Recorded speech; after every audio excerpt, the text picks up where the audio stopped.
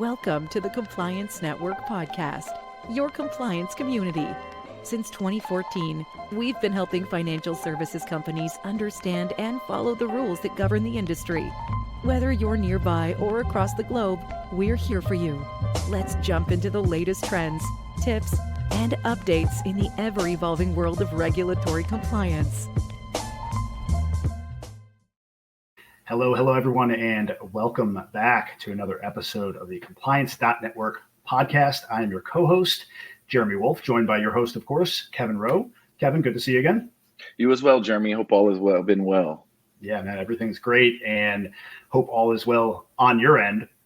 So for the topic of discussion today, we're going to dive in. We're going to shine a spotlight on the SEC.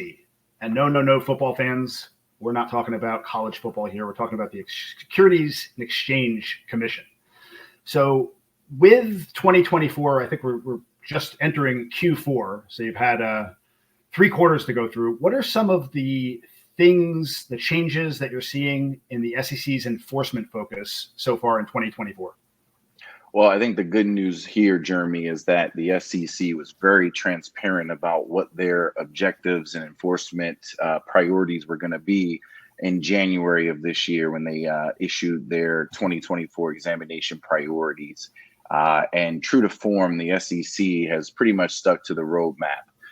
We're looking at different types of reviews now, more in-depth reviews on the recent changes to the marketing rule, a focus on ESG disclosures and how that plays into the types of clients and disclosure of information that the firms have to provide.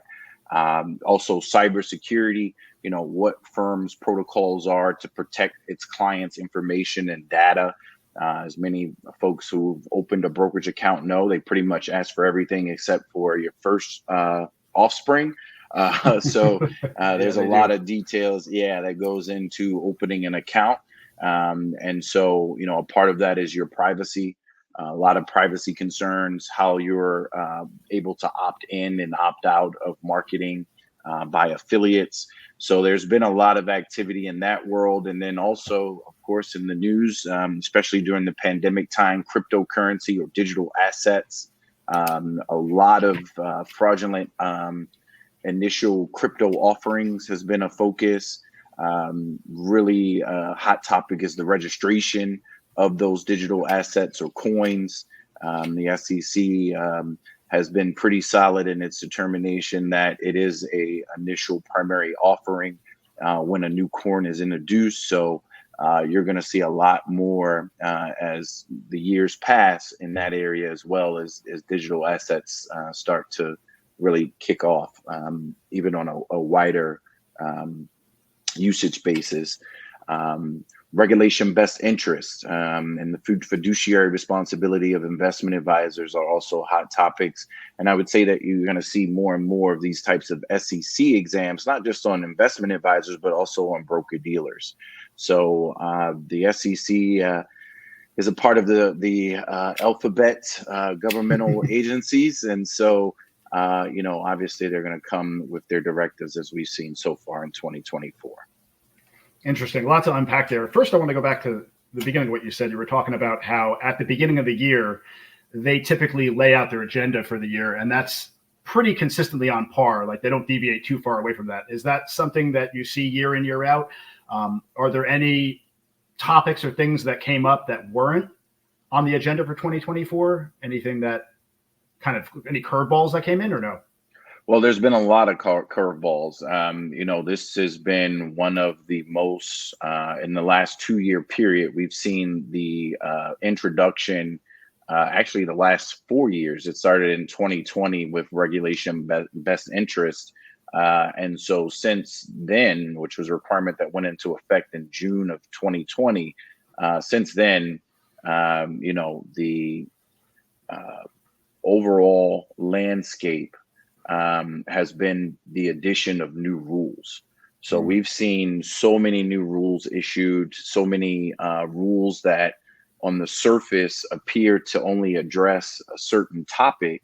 For instance, the recent changes to residential supervisory locations Well, that requires that we now unpack where all of our people are sitting, and how did we reach the conclusion that where they're sitting is going to protect or in the best interest of the clients, and that cybersecurity that I mentioned before. So you're seeing where regulation is starting to stack on top of one another, and it's creating an environment of rapid change and quick development by member firms. So you touched upon several things there. One of the things that you told me was important for your clients was the marketing aspect.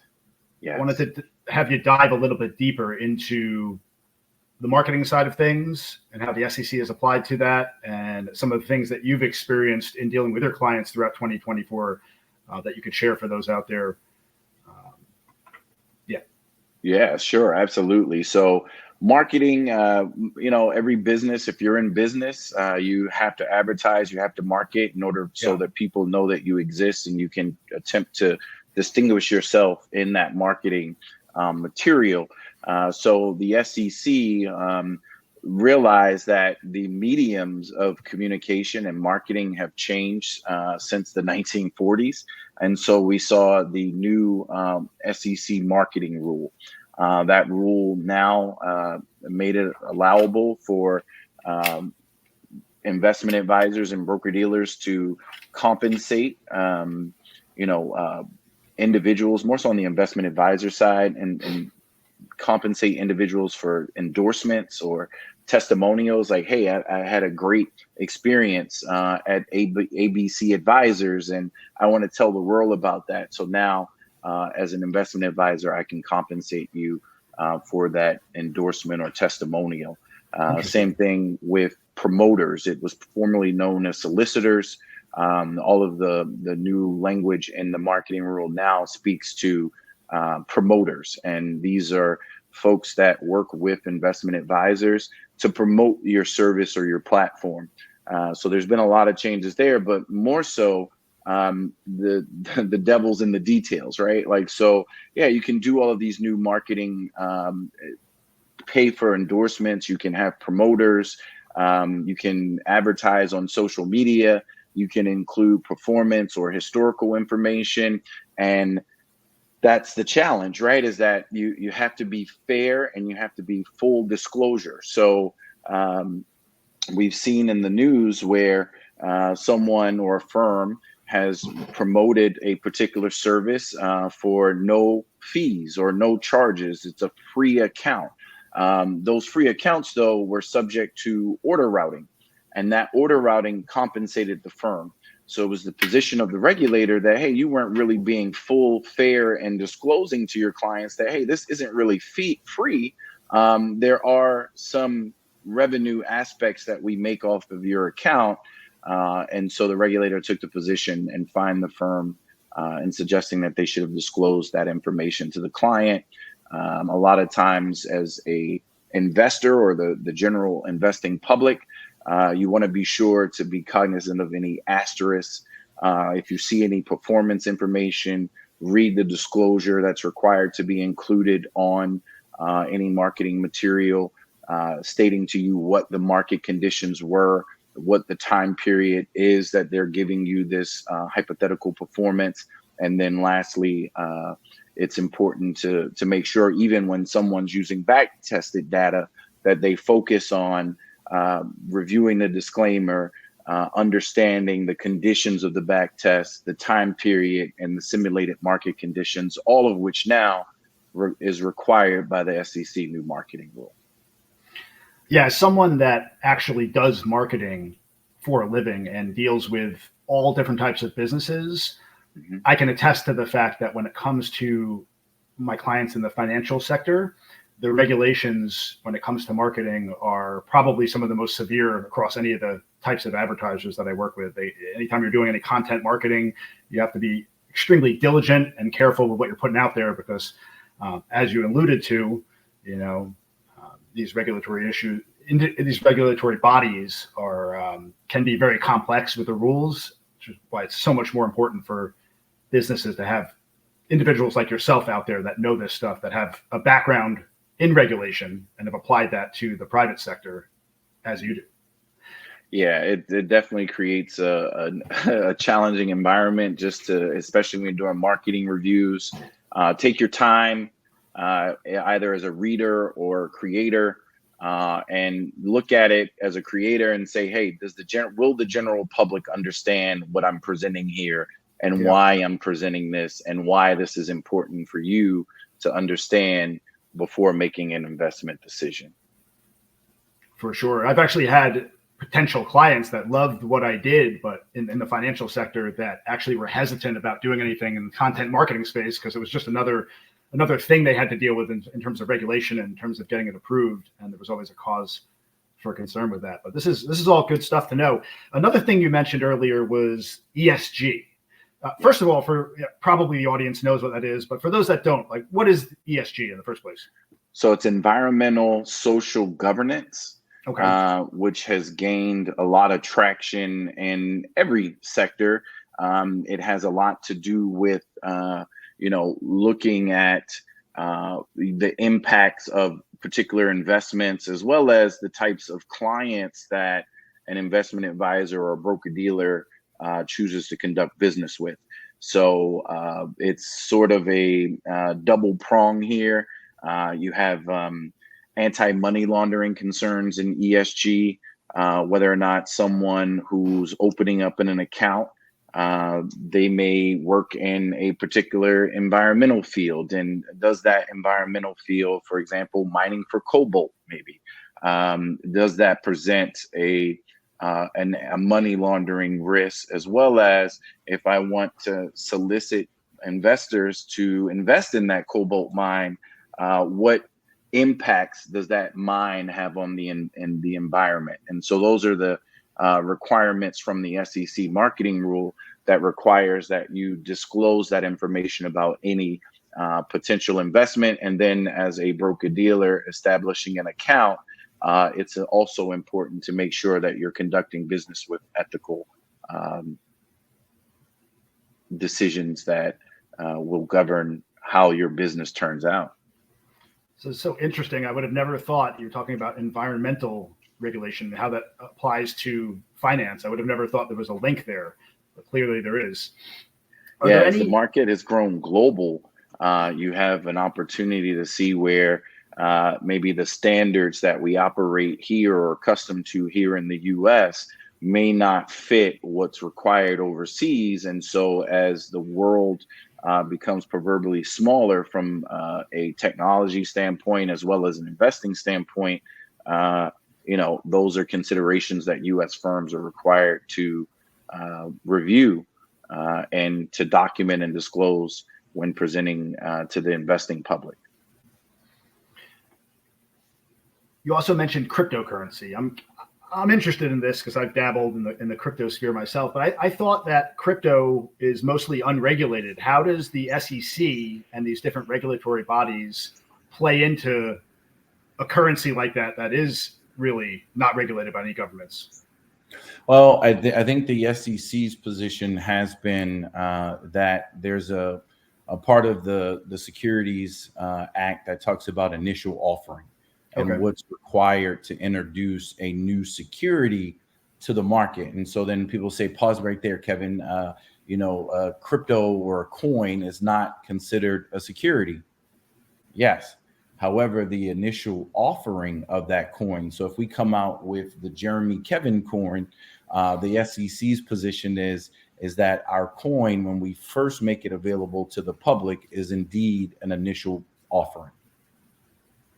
Got it. So they kind of like almost like a workaround to regulate cryptos by getting in there on the initial offering and involving in that way. But after that happens, the initial offering, it's very hard for them to regulate this stuff, right? Yes. And I think that's been kind of the drama, if you will, that's been unfolding, whether in congressional hearings, because remember, everything in our government in terms of laws and oversight is going to be something that's going to be determined by the Congress of the United States. So, if Congress so decides or appoints the SEC. Now, they're also maybe a little, hen fighting, if you will. The National Futures Organization and the CFTC, which is Commodity Trading Commission, they believe that they may have the power to oversight digital assets. So there is kind of a decision looming in the future of ultimately who's going to have the core responsibility, and rightfully so. We have seen digital currencies. If we think back to the pandemic, even digital assets. Everyone online, it was the craze to buy portraits of digital animation, and it was being valued in insane dollar amounts. And like then NFTs, I think you're talking about. NFTs, yeah, absolutely. So we see in the market that it is a product, or I can't really call it a security or a coin in most instances, but in these cases, you're seeing that they are being used for nefarious purposes. Yeah, I bet. Anything else you wanted to touch on about any of these topics before we wrap this segment up? Yeah, always check out as an investor, go to investment advisor search, which allows for you to pull up information about registered investment advisors who offer services or are offering their services to you, so you can get a better understanding. The ADV and the SEC requires that you disclose whether or not you pay for testimonials. It also requires that you disclose as an investment advisor whether or not your advertising contains performance information. So all of this information in terms of what your investment advisor has advised the SEC or the local state financial regulatory commission what they're going to be doing from a marketing standpoint. So there's always free information out there, and that's intentional so that there's full and fair disclosure. All right. Sounds good. So anyone out there listening that is in need of guidance, Kevin's door is always open. As you can see, is a wealth of knowledge pertaining to the financial regulatory side of things. So Kevin, always a pleasure. Thank you, Jeremy. Of course. Thanks as always to our listeners for tuning in, and we will catch you next time on the next episode of the Compliance.Network podcast. Everyone take care. Have a wonderful day. Bye-bye. Thank you for tuning in to the Compliance Network podcast. We hope you found today's episode valuable. Until next time, you may find our community on social media at Compliance.Network. We are on LinkedIn, Instagram, and Facebook for more insights and observations.